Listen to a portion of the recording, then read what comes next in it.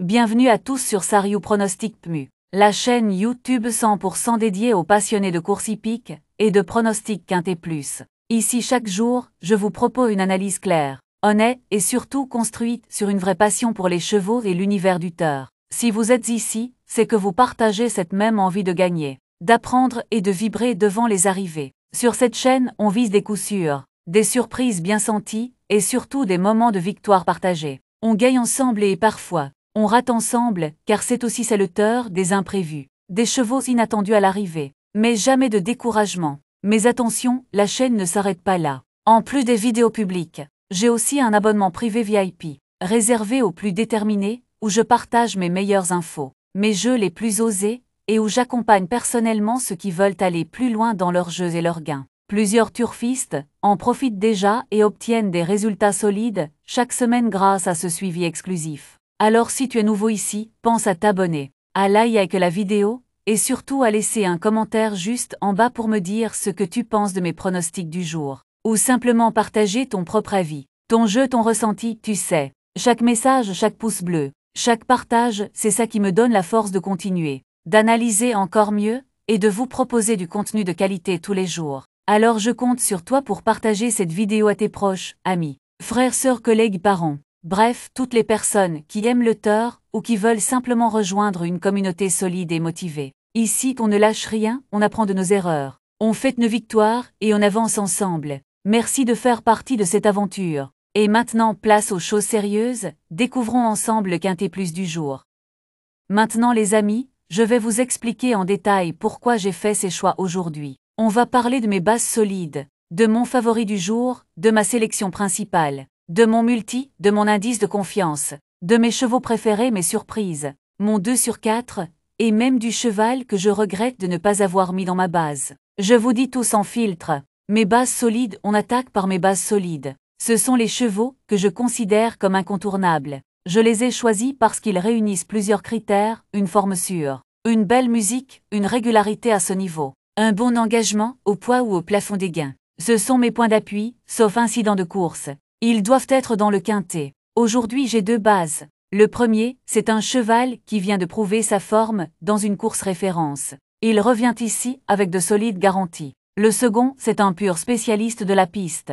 Avec un jockey en réussite, je m'appuie sur eux pour bâtir tous mes jeux. Mon cheval favori, c'est celui qui pour moi peut faire la différence. Il a tout pour lui, une bonne corde, un terrain qu'il affectionne, un entourage confiant, ce n'est peut-être pas le plus joué. Mais je pense qu'il peut dominer ses adversaires aujourd'hui. C'est lui que je mets en tête dans ma sélection. Ma sélection du jour, ma sélection quintet plus. Elle est construite avec soin, mes deux bases. Mon favori, des chevaux très réguliers dans les handicaps, et un ou deux outsiders qui peuvent surprendre. Je vous propose une combinaison cohérente et équilibrée, que vous pouvez adapter en fonction de vos propres convictions. Mon multi pour mon multi du jour. J'ai sélectionné 6 chevaux, l'objectif ici, c'est de viser un beau rapport tout en limitant le risque. J'ai inclus mes bases, un outside solide, et une belle cote spéculative. Jouer en multi en 6, ça peut faire mouche. Indice de confiance, mon indice de confiance. Je le place à 6,5 sur 10 aujourd'hui. Pourquoi? Parce qu'il y a une base sérieuse, des lignes solides, mais aussi quelques inconnus. Des chevaux intermittents ou en retard de gain peuvent jouer les troubles faits. C'est une course ouverte, mais pas illisible. Donc optimisme raisonnable. Mes chevaux préférés, j'ai aussi 2 chevaux préférés dans cette course. Ce ne sont pas des bases, mais je les aime bien. L'un parce qu'il est toujours là dans les moments importants. L'autre parce qu'il est en forme ascendante, et qu'il a un profil parfait pour surprendre à belle cote. Ce sont des chevaux que je recommande pour des jeux élargis ou en champ réduit. Mes surprises côté surprise. J'en ai repéré une belle, un cheval peu joué, mais qui revient dans les bonnes conditions. Il a déjà surpris par le passé. Et aujourd'hui, il pourrait très bien s'inviter à l'arrivée si la course devient tactique ou si les favoris se regardent un peu trop. Mon 2 sur 4, le 2 sur 4, c'est un jeu que j'aime proposer quand j'ai 2 chevaux très fiables. Aujourd'hui c'est le cas, mon duo du jour. C'est un mélange de sécurité et de forme. Jouer en mise moyenne, ça peut permettre de récupérer la mise ou de faire un petit bénéfice tranquille. Mon regret du jour et enfin mon regret, c'est ce cheval que j'ai failli mettre dans ma sélection, mais que j'ai écarté au dernier moment. Pourquoi? Il a des moyens, mais il manque peut-être un peu de fraîcheur ou il est mal placé au poids. Maintenant s'il venait à rentrer dans les 5, je ne serais pas étonné, donc si vous voulez le glisser dans un champ réduit, ça se tente. Avant de se jeter dans les chevaux, il faut prendre un moment pour bien poser le décor, parce que c'est là que commence tout bon pronostic. Une bonne lecture de la course commence toujours par le terrain de jeu, et non par les noms des partants. Premier élément à regarder, l'hippodrome. Est-ce qu'on court à Vincennes, à Compiègne, à Saint-Cloud, à Marseille-Borelli? Chaque piste a son identité, la nature du sol, la longueur de la ligne droite, les virages plus ou moins serrés, la pente, tout ça peut avantager ou pénaliser un cheval. Certains sont allés à Vincennes avec ses montées, d'autres se noient dans les grandes lignes droites de Deauville. Il faut savoir qui est chez lui, et qui ne l'est pas ensuite. On repère la réunion et le numéro de la course. Le quintet plus se situe presque toujours en R1-C1. Mais attention, ce n'est pas une règle absolue. Être capable d'identifier l'épreuve exacte dans le programme, c'est le début du sérieux, les erreurs de base. On évite, puis on jette un œil au nom de la course. Ce n'est pas juste un titre, ça peut nous indiquer s'il s'agit d'un handicap, d'une course de groupe, d'une préparatoire à une grande épreuve, ou d'un rendez-vous classique du calendrier. Et plus une course à doter, plus les écuries s'y intéressent sérieusement. Ça veut dire que les chevaux sont prêts, affûtés, que le niveau est là. Un détail capital ensuite, le type de course. Plat trop attelé, trop monté. Et chaque spécialité a ses exigences. Un bon cheval de plat ne vaut rien sur les haies. Un trotteur monté peut être méconnaissable à l'attelé. Et attention aussi à ceux qui changent de discipline. C'est parfois une alerte, parfois une relance. À analyser, on regarde ensuite la distance. Et là encore, c'est décisif. Un cheval qui n'a jamais dépassé les 2100 mètres et qu'on envoie sur 2875. C'est une prise de risque. L'inverse aussi, un bon finisseur sur longue distance peut manquer d'allure sur un sprint.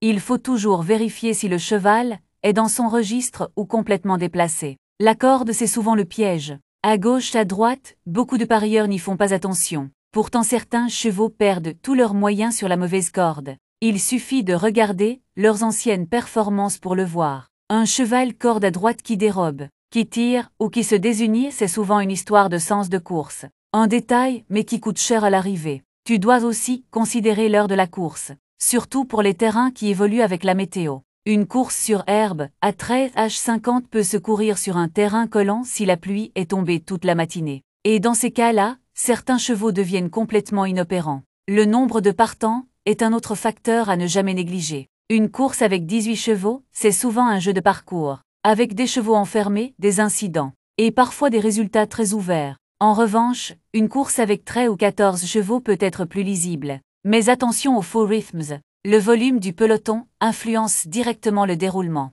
Et enfin, il faut croiser toutes ces données avec le profil des chevaux engagés. Terrain, distance, engagement. Aptitude à la piste, forme du moment. Position à la corde, tout est à passer au crible. Parce qu'un cheval peut être très bon, mais s'il est mal placé dans le contexte, il devient hors-jeu. Chaque course a sa propre logique. Et si on ne prend pas le temps d'étudier le cadre, on court droit dans le mur, même avec les meilleurs chevaux sur le papier. Chez Sariou Pronostic PMU, on ne saute jamais cette étape. C'est là qu'on prend une longueur d'avance sur les autres. Parce qu'avant de parler de favoris ou de surprises, il faut comprendre dans quelles conditions ils vont s'exprimer.